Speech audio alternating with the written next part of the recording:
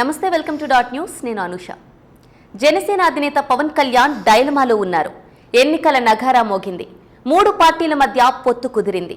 ఈ తరుణంలో ఎన్నికల ప్రచారంలో దూసుకుపోవాల్సిన పవన్ కళ్యాణ్ ఎక్కడి నుంచి పోటీ చేయాలన్న అంశంపై ఊగిసలాడటం రాజకీయ వర్గాల్లో చర్చకు దారితీస్తోంది. జన సైనికులను గందరగోళానికి గురిచేస్తోంది. అసెంబ్లీ స్థానానికి పోటీ చేయాలా లేక లోక్సభ స్థానానికి పోటీ చేయాలా అన్నది తేల్చుకోవాల్సి ఉందని పవన్ కళ్యాణే వ్యాఖ్యానించడం విశేషం.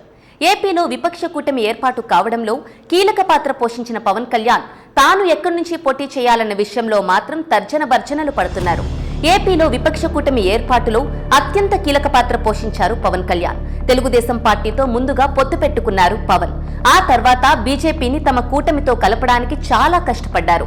టీడీపీతో పొత్తుకు బీజేపీ అగ్రనేతలు తటపటాయిస్తోన్న తరుణంలో ఏపీలో వైసీపీని ఓడించాలంటే టీడీపీ, జనసేన, బీజేపీ జట్టు కట్టాల్సిందేనని పదే పదే బీజేపీ నాయకత్వానికి చెప్పారు పవన్. చివరకు పవన్ ఒత్తిడి మేరకే బీజేపీ నాయకత్వం దిగి వచ్చిందని హస్తిన వర్గాల బోగట్ట. ఆ క్రమంలో భాగంగానే అమిత్ షా 3 పార్టీల కూటమికి సై అనేశారు. ఇది నిజంగానే చంద్రబాబుకు పెద్ద రిలీఫ్ ను ఇచ్చింది. బీజేపీ ఇక పొత్తు పెట్టుకోదనే బాబు అనుకున్నారు.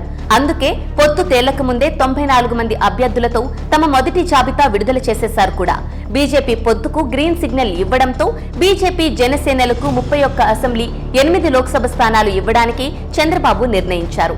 ఈ నేపథ్యంలోనే 3 పార్టీల మొదటి సభ చిలకలూరిపేటలో జరిగింది. తాను పిఠాపురం అసెంబ్లీ నియోజకవర్గం నుంచి పోటీ చేస్తానని పవన్ కళ్యాణ్ ప్రకటించారు. పిఠాపురం టికెట్ ఆశించిన టీడీపీ సీనియర్ నేత వర్మ చంద్రబాబుపై అలిగారు. తన సీటును జనసేనకు కేటాయించడంపై ఆగ్రహం వ్యక్తం చేశారు. అయితే చంద్రబాబు నచ్చ చెప్పడంతో ఆయన సైలెంట్ అయ్యారు. పవన్ విజయానికి కృషి చేస్తానని మాటిచ్చారు కూడా. వర్మ సహకరిస్తానని అనడంతోని పవన్ కళ్యాణ్ పిఠాపురంలో వైసీపీ ఇంటికి ₹1,00,000 ఇచ్చినా తాను 1,00,000 ఓట్ల మెజారిటీతో గెలుస్తానని చాలా ధీమా వ్యక్తం చేశారు. అది పార్టీ శ్రేణుల్లో జోష్ నింపింది. అయితే ఒక్క రోజులోనే పవన్ కళ్యాణ్ మాట మార్చారు. తాను పిఠాపురం అసెంబ్లీ నుంచే పోటీ చేయాలని అనుకుంటున్నానని, అయితే బీజేపీ కేంద్ర మంత్రి అమిత్ షా ఆదేశిస్తే లోక్సభ స్థానం నుంచి పోటీ చేస్తానని అన్నారు. అదే జరిగితే కాకినాడ లోక్సభ స్థానానికి జనసేన అభ్యర్థిగా నిర్ణయించుకున్న ఉదయ్ శ్రీనివాస్ పిఠాపురం అసెంబ్లీ స్థానం నుంచి పోటీ చేస్తారని, తాను కాకినాడ లోక్సభ స్థానం నుంచి పోటీ చేస్తానని అన్నారు. దీనిపై రాజకీయ వర్గాల్లో భిన్న అభిప్రాయాలు వ్యక్తమయ్యాయి. పవన్ ఎక్కడి నుంచి పోటీ చేయాలో బీజేపీ నాయకులు చెప్పడం ఏమిటని వారు ప్రశ్నిస్తున్నారు. ఓ పార్టీ అధినేతగా పవన్ సొంత నిర్ణయం తీసుకోవాలి, కానీ ఇలా మరో పార్టీ కనుసన్నల్లో ఉండకూడదని వారంటున్నారు. పవన్ కళ్యాణ్ ఇలా డైలమాలో ఉండడాన్ని గమనించిన పిఠాపురం టీడీపీ నేత వర్మలో కొత్త ఆశలు చిగురించాయి. ఒకవేళ పవన్ కళ్యాణ్ కాకినాడ లోక్సభ స్థానం నుంచి పోటీ చేస్తే పిఠాపురం అసెంబ్లీ స్థానం నుంచి తానే పోటీ చేస్తానని అన్నారు. పవన్ పోటీ చేస్తేనే తన మద్దతు ఉంటుంది తప్ప పవన్ లేకపోతే పిఠాపురం స్థానాన్ని వేరే వారికి దానం చేయడానికి తాను సిద్ధంగా లేనన్నారు వర్మ.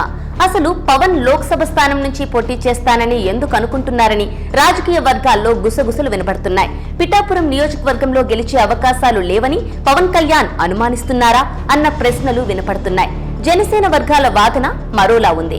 ఈ ఎన్నికల్లోనూ కేంద్రంలో ఎన్డీఏ ప్రభుత్వమే అధికారంలోకి వచ్చే అవకాశాలు ఉన్నాయని వారు భావిస్తున్నారు. ఒకవేళ బీజేపీ నేతృత్వంలో ప్రభుత్వం ఏర్పాటైతే పవన్ కళ్యాణ్ కు కేంద్రంలో ఏదో ఒక పదవి రావడం ఖాయమని వారు అంచనా వేస్తున్నారు.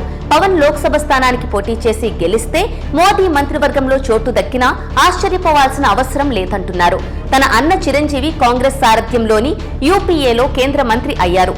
ఇప్పుడు పవన్ ఎన్డీఏలో మంత్రి పదవి అయి అన్న రికార్డును సమన్ చేస్తారని జన సైనికులు అంటున్నారు.